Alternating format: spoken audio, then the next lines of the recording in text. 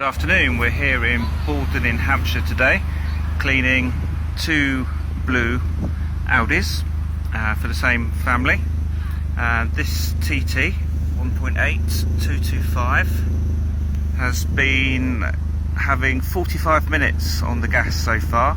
After 30 minutes the customer took it for a drive, was really impressed with the difference in how much more responsive and smooth the car was. But as you can see, there is still moisture coming out of the exhaust.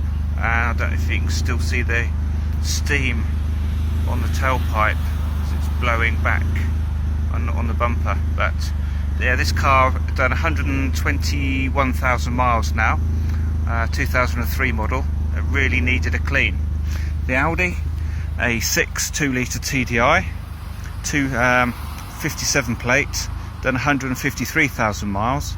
And after 30 minutes cleaning, the owner took it out and came back and said, wow, that's really got some pull now.